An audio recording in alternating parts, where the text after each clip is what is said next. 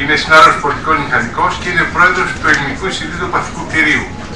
Ο τίτλος της παρέμβασης της λέγεται «Παθητικό κτίριο, μαθαίνοντας από το παρελθόν, ορίζουμε το παρόν με το βλέμμα στο μέλλον». Στέφανε, ο λόγος για να κλείσεις τους ομιλητές συνεδρίου.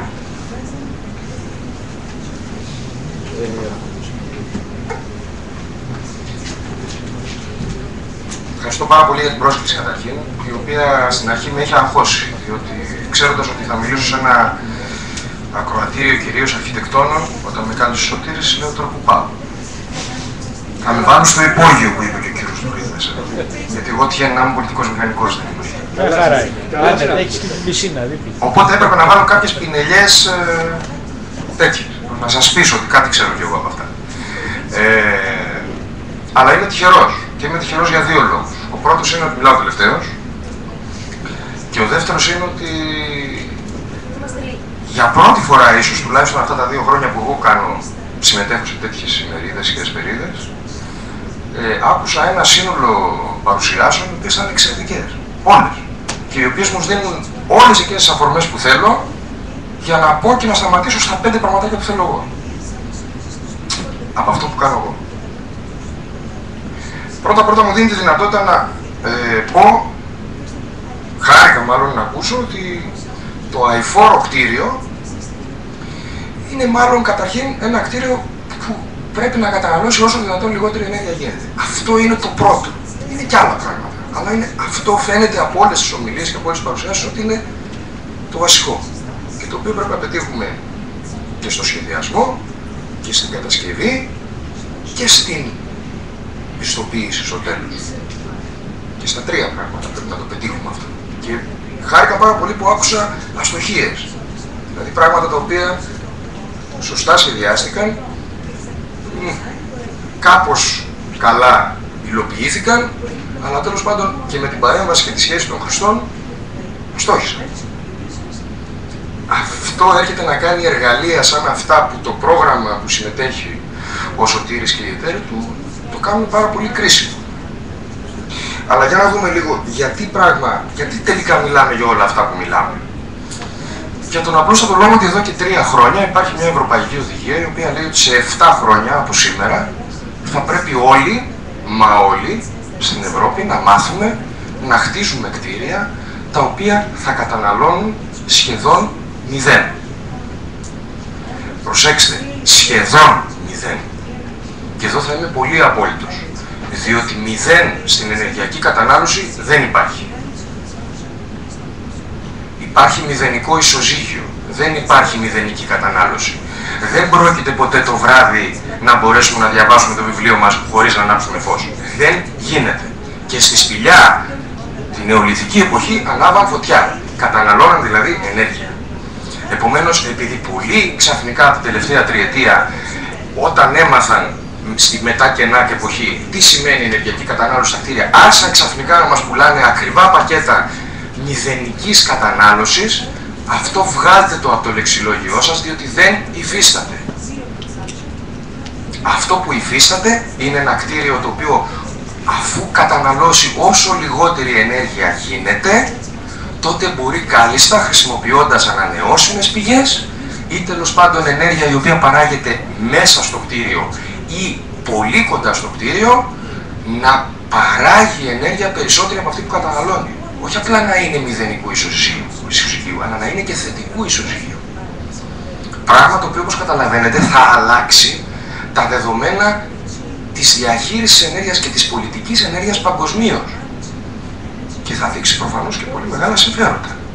Όταν τα σπίτια μας θα γίνουν μονάδες παραγωγής ενέργειας. Να λοιπόν πως ορίζει η ίδια οδηγία το κτίριο πολύ ψηλής ενεργειακής απόδοσης. Μάλλον το σχεδόν μηδενικής ενεργειακής κατανάλωσης. Ένα κτίριο λοιπόν πολύ υψηλής ενεργειακής απόδοσης, του οποίου η καταναλισκόμενη ενέργεια σε πολύ μεγάλο βαθμό, γιατί είναι λίγη, καλύπτεται από ανανεώσιμες πηγές συμπεριλαμβανομένης και της παραγόμενης εντός του κτηρίου ή πλησίων αυτού. Και όλα αυτά βέβαια στη βέλτιστη ισορροπία κόστους-οφέλους. Διότι μπορούμε να φτιάξουμε ένα κτίριο που να είναι τέλειο, να καταναλώνει σχεδόν 0. Αν είναι πανάκριβο, δεν είναι προϊόν που πουλιέται στην κοινωνία. Και Και εμείς μας ενδιαφέρει η κοινωνία. Μας ενδιαφέρουν όλα τα κτίρια. Μας ενδιαφέρουν όλοι οι άνθρωποι. Δεν μας ενδιαφέρουν οι μισοί ή οι έχοντες.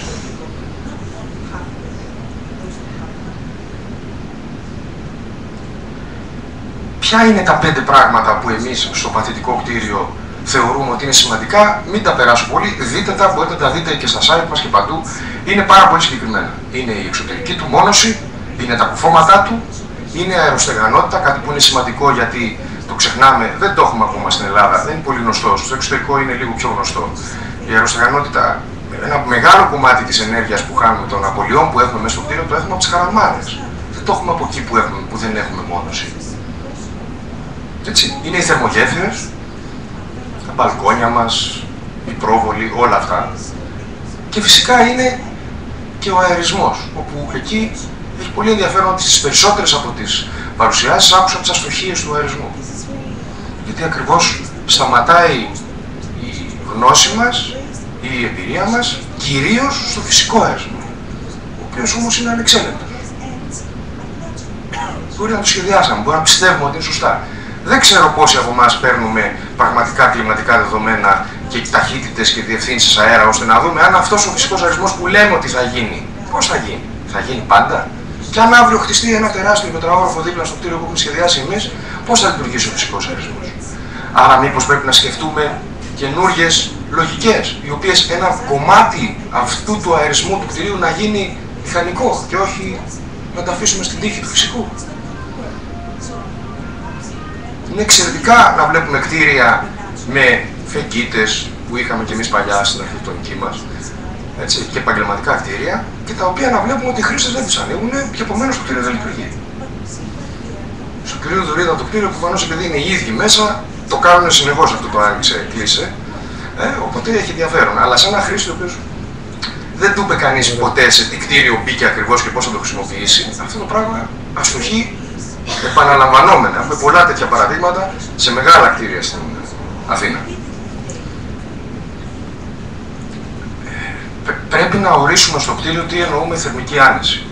Πού θέλουμε να είναι τα όρια. Εδώ υπάρχει πολύ μεγάλη κουβέντα. Και υπάρχουν και διαφορετικές θεωρίες και διαφορετικές απόψεις.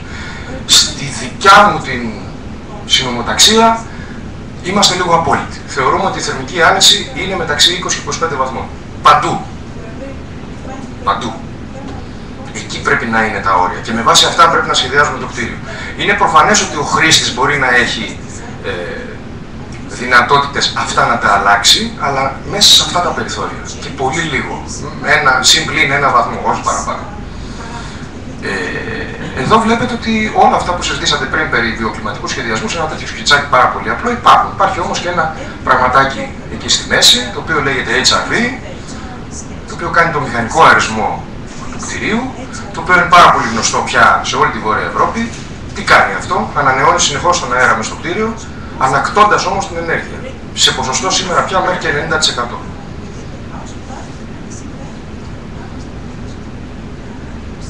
Και βέβαια αυτό λειτουργεί πάρα πολύ ωραία το χειμώνα. Άρα, παίρνοντας τα θερμικά κέρδη μέσα από ένα καλά μονομένο κέλυφος, μπορούμε σχεδόν σε αρκετές περιπτώσεις να μην χρειαζόμαστε καθόλου συμβατική θέρμανση. Με ένα τέτοιο τρόπο. Το πρόβλημα είναι πώς δουλεύει το καλοκαίρι. Γιατί πολύ σωστά λέχθηκε ότι στη Μεσόγειο έχουμε θέμα. Ωραία να πάρουμε τις εμπειρίες και τις λογικές των Βορείων και των Σκανδιναβών και να τις εφαρμόσουμε. Αλλά θα λειτουργήσουν το καλοκαίρι? Θα λειτουργήσουν. Γιατί πάρα πολύ απλά, αν αυτόν τον εισερχόμενο αέρα. Πού είναι, αν αυτόν τον εισερχόμενο αέρα, πριν τον βάλουμε μέσα στο κτίριο, του κάνουμε μια ελαφρά γεωθερμία, καλή ώρα σαν αυτό που είδατε στα γκολφ του Κώστα Ναβαρίνου, αλλά πιο βαθιά, όχι τόσο. Γι' αυτό και ήθελα να μάθω αν δουλεύει η γεωθερμία στο Κώστα Ναβαρίνου στο μισό μέτρο. Αν το πάμε λοιπόν στα 1,5-2 μέτρα, η θερμοκρασία του εδάφους είναι σχεδόν σταθερή. Χειμώνα καλοκαίρι. Κινείται μεταξύ 18 και 21 βαθμών στην Ελλάδα, μετρήσεις είναι προχθεσινές σε κτίριο αντίστοιχο που έχουμε στην Πεντέλη. Άρα μπορούμε να βάλουμε τον φυσικό αέρα μέσα στο κτίριο σε μια θερμοκρασία 20, 22, 23, 24 βαθμούς. Είναι σαν να κάνουμε φυσικό κλιματισμό, χωρίς να έχουμε καταναλώσει καθόλου ενέργεια πέραν ενός ανεμιστήρα. Το τραβάει μέσα. Άρα υπάρχουν σήμερα τεχνικές, έτσι, και συστήματα τα οποία βέβαια μπορούν να μπουν ακόμα και σε κατοικία, διότι πλέον δεν ενοχλούν. Οι ροές είναι πολύ χαμηλές Ο θόρυβος είναι προδιαγεγραμμένος για πιστοποιημένα τέτοια συστήματα στα 25 δεσιμπέλ. Επομένως είναι συστήματα τα οποία δεν γίνονται αντιληπτά ούτε σε κατοικία. Είναι πολύ γνωστά σε επαγγελματικά κτίρια. Δεν είναι γνωστά στην κατοικία. Υπάρχουν όμως πια και για την κατοικία. Ξανά, να μην μείνουμε, βλέπετε όλα τα στοιχεία αυτά που είπατε πριν πολύ προλαλήσαντες. Και να πω και εγώ τώρα γιατί όλο αυτό το σκηνικό είναι, όλο αυτό το κόνσεπτ είναι και πάρα πολύ ελληνικό, το είπαν και περισσότερο από πριν. Όχι, να εξηγήσουμε λίγο τον αερισμό της ανάκτησης ενέργειας. Συγγνώμη, πήγα στην επόμενη διαφάνεια. Πώς λειτουργεί αυτό, με δύο λόγια, αυτό το σύστημα. Ουσιαστικά μέσα στο κτίριο, έχοντας πάντα ένα καλά μονωμένο κέλυφος, τόσο σε μη διαφανή όσο και σε διαφανή του στοιχεία, έχουμε σημεία μέσα στο κτίριο στο οποίο παράγεται περισσότερη, η θερμοκρασία είναι υψηλότερη γιατί παράγεται ενέργεια από διάφορες δραστηριότητες που κάνουμε. Αυτές μπορεί να είναι το μαγείρεμά μας στην κουζίνα, μπορεί να είναι το μπάνιο που κάνουμε στο μπάνιο, μπορεί να είναι ένα τζάκι στο σαλόνι, μπορεί να είναι άλλες, ακόμα και το σώμα μας και οι ηλεκτρικές μας συσκευές συνεχώς εκπέμπουν θερμότητα. Από αυτούς λοιπόν τους συγκεκριμένους χώρους μέσα σε μια κατοικία, το σύστημα αερισμού ρουφάει αέρα. Και ταυτόχρονα ρουφάει λοιπόν, όπως το βλέπετε, από σημεία τα οποία είναι εδώ, κουζίνα, μπάνιο. Έτσι. Αυτό το δίκτυο πηγαίνει στον εναλλάκτη, αυτός είναι ο εναλλάκτης θερμότητας. Ένα αντίστοιχο δίκτυο μας φέρνει απ' έξω φρέσκο αέρα και εδώ στον εναλλάκτη γίνεται στην ουσία μία παράλληλη αλλά σε αντίθετη κατεύθυνση κίνηση των δύο ροών αέρα χωρίς αυτές να αναμειγνύονται και ακουμπώντας πάνω σε μία μεταλλική πλάκα, ουσιαστικά με τον απλό νόμο της φυσικής, το ζεστό δίνει στο κρύο την ενέργειά του. Αυτό λοιπόν το πετυχαίνουμε σήμερα σε συστήματα τέτοια μέχρι και 92%. Αυτός λοιπόν ο αέρας ο οποίος είναι φρέσκος και πήρε πια τη θερμοκρασία του εσωτερικού περιβάλλοντος κατά 90%, πηγαίνει στους υπόλοιπους χώρους που είναι το living room, που είναι τα υπνοδωμάτια, που είναι οι υπόλοιποι. Και βέβαια οι ενδιάμεσοι χώροι, δηλαδή οι χώροι των διαδρόμων ή των κλιμακοστασίων, λειτουργούν με τη λογική του διαμπερούς αερισμού. Δηλαδή επειδή δημιουργούμε υποπίεση σε ένα χώρο, προφανώς υπερπίεση σε έναν άλλον, ο αέρας κινείται και πάει από αυτόν τον ένα χώρο στον άλλο. Επομένως, είναι προφανές ότι το κτίριο το παθητικό προσεγγίζει πάρα πολύ, με βάση αυτά που είδαμε πριν, αυτό το κτίριο της σχεδόν μηδενικής ενεργειακής κατανάλωσης που μας ζητάει η Ευρωπαϊκή Οδηγία 31. Ικανοποιεί και τις τρεις αυτές συνθήκες. Πόσο ελληνικό όμως είναι αυτό το πράγμα? Το είπατε και εσείς πριν. Μάνι. Όλα τα χαρακτηριστικά αυτά θέλουμε σε ένα τέτοιο κτίριο, ακόμα και στη σχέση όγκου και επιφάνειας, ακόμα και το ότι δεν έχουμε εξώστες, βεράντες μάλλον, όχι εξώστες, γιατί εξώστες έχουμε. Ότι δεν έχουμε μεγάλα ανοίγματα, ότι έχουν προσανατολισμό προς τον νότο. Μήπως και αυτό, τα υπόσκαφα της Σαντορίνης. Τι χρησιμότητα έχει αυτός ο φεκίτης από πάνω? Δεν είναι ένας φεκίτης αερισμού ουσιαστικά που λειτουργεί με τέτοιον τρόπο, να διώξει το ζεστό και να φέρει ένα πιο δροσερό αέρα μέσα? Άρα τέτοιες λογικές πρέπει να τις χρησιμοποιήσουμε και προφανές ότι πρέπει να τις χρησιμοποιήσουμε. Αυτά από τη βάση δεδομένων του ΤΕ. Ένα σχέδιο το οποίο ουσιαστικά απεικονίζει την περιγραφή που έχει κάνει ο Σωκράτης για το ηλιακό σπίτι. Αυτή δεν είναι? Δεν έχω βρει καλύτερη ανάλυση, αυτή είναι η καλύτερη που υπάρχει σαν εικόνα στην Ελλάδα.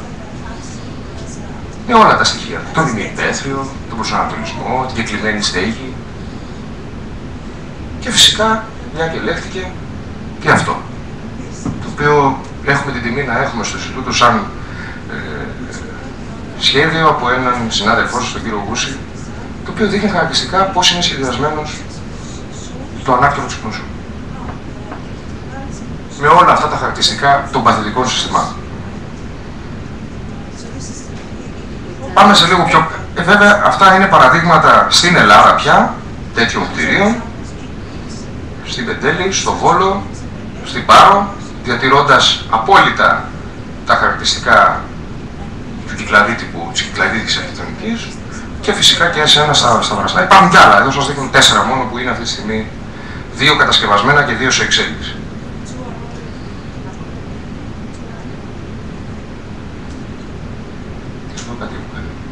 Ας πάμε σε λίγο όμως πιο πεζά πράγματα, γιατί αυτά τα πράγματα έχουν ενδιαφέρον και γιατί πρέπει να κοιτάξουμε πώς θα εκπαιδεύσουμε μηχανικούς, όλους τους μηχανικούς, να συμμετέχουν σε μια τέτοια διαδικασία στη χώρα μας σε περίοδο κρίσης. Θα μπορούσαμε να βάλουμε δύο στόχους. Πρώτα-πρώτα για τα νέα κτίρια. Από το 2021 για την Ελλάδα να μην έχουν ανάγκη σημαντικού συστήματος θέρμανσης. Καθόλου. Να μην έχουν. Να καταναλώνουν κάτω από 15 κιλοβατόρες ανά τετραγωνικό το χρόνο για ψήξη και βέβαια να καταναλώνουν συνολικά σε πρωτεύουσα ενέργεια κάτω από 120 κιλοβατόρες. Αυτή είναι απολύτως εφικτή στόχη πλέον και μέσα σε μια ιδανική σχέση κόστους-οφέλους. Η μεγάλη πρόκληση όμως είναι άλλη. Είναι στα εφιστάμενα κτίρια. Και η δουλειά μας τα επόμενα χρόνια για το σύνολο των μηχανικών θα είναι κυρίως αυτά.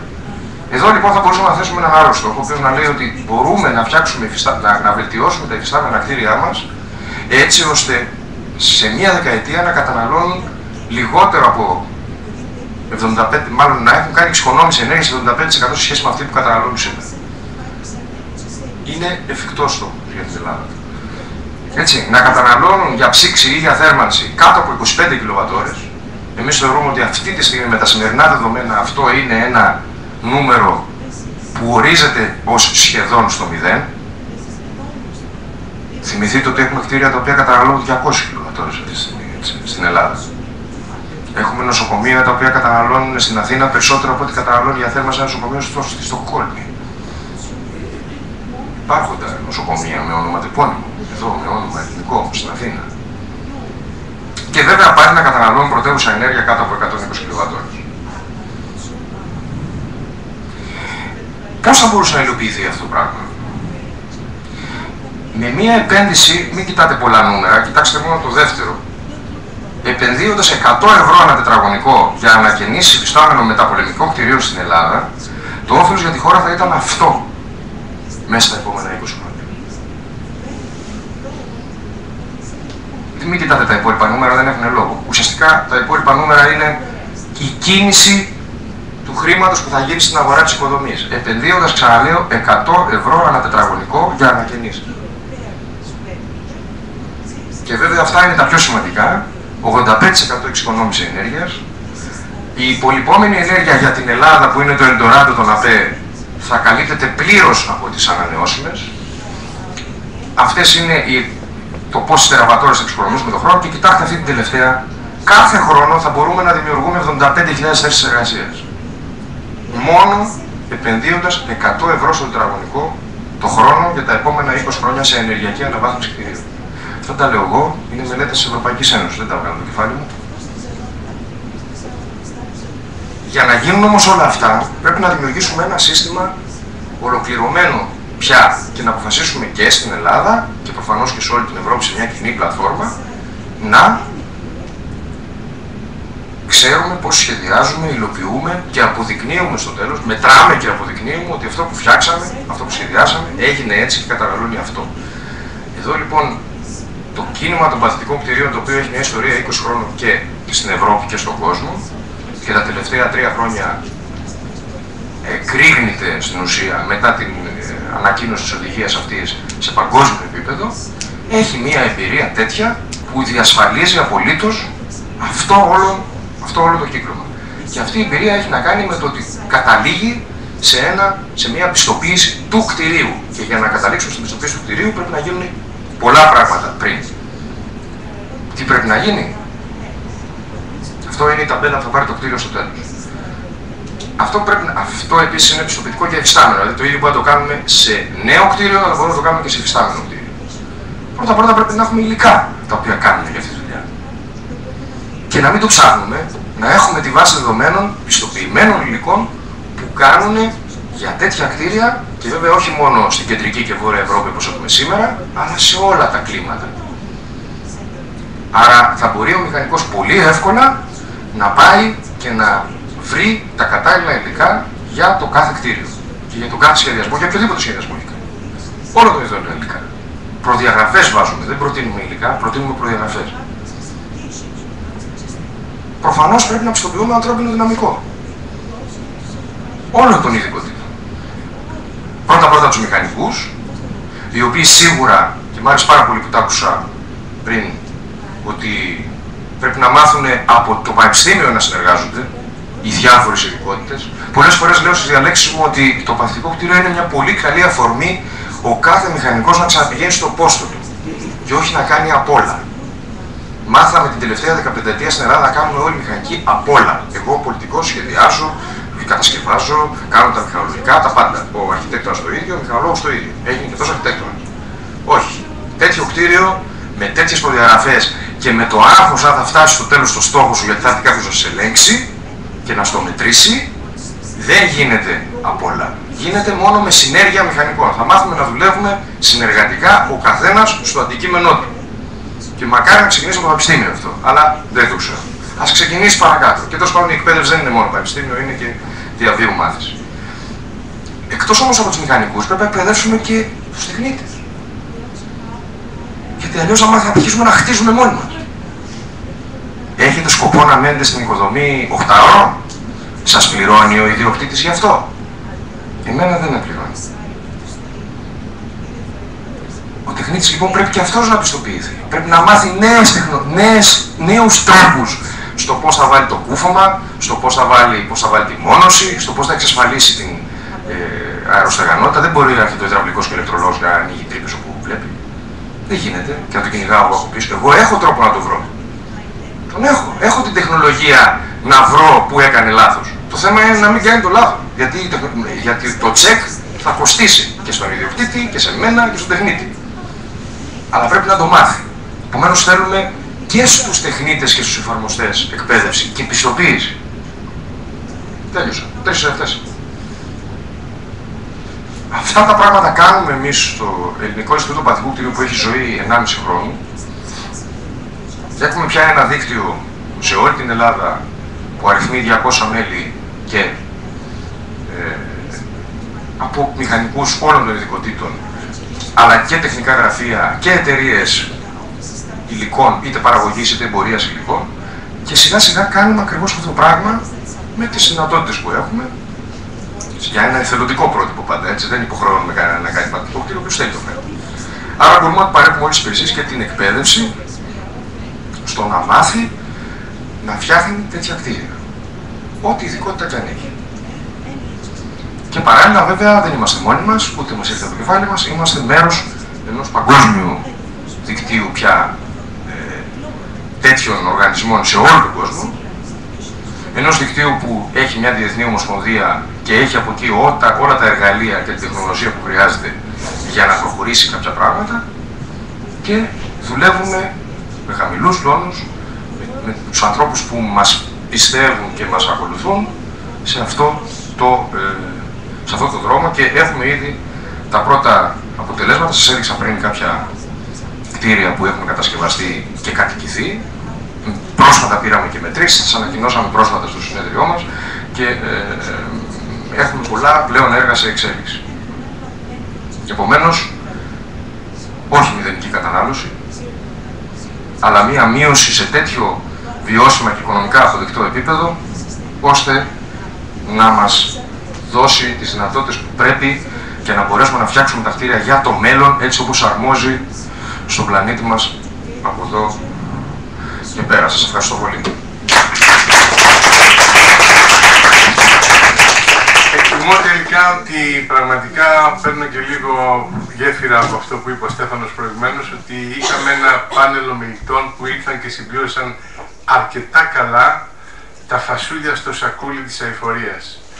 Και πραγματικά χαίρομαι γιατί ο Στέφανος από άλλη μια πρακτική θωριά ήρθε και ανέπτυξε ιδέες στην αειφορία που έχουν την πρακτική της εμπειρίας της εμπλοκής του στο Ινστιτούτο Παθητικού Κτηρίου, το οποίο είναι και ο πρόεδρος. Στέφανο, σε ευχαριστούμε πάρα πολύ και πιστεύω να κάνουμε και άλλα πολλά στον χρόνο. Επειδή, παιδιά, είναι πολύ αργά, τέλειωσε ο χρόνος και πλέον πρέπει να παραδώσουμε το κτίριο, αναλαμβάνω την πρωτοβουλία και με συγχωρείτε γι' αυτό, ενώ πίστευα και πιστεύω ακράδαντα ότι ο γύρος του στρογγυλού τραπεζιού είναι ο πιο σημαντικός από όλους. Είμαι υποχρεωμένος να κλείσουμε αυτή τη σημερινή την σημερινή εσπερίδα που είναι νυχτερίδα στο τέλος, γιατί θα έχουμε διαφορετικά πρόβλημα. Νομίζω όμως ότι υπήρξαν αρκετές ευαισθητοποίησεις και πληροφορίες που θα έχουμε την ευκαιρία, και σας το υπόσχομαι, θα φροντίσω να μετακυλήσουμε την ιδέα ακόμα πιο πρακτικά. Ευχαριστώ όλους τους ομιλητές και όλους τους συμμετέχοντες πάρα πολύ για τη σημερινή σας παρουσία. Σας ευχαριστώ και καλό σας βράδυ. Ευχαριστώ.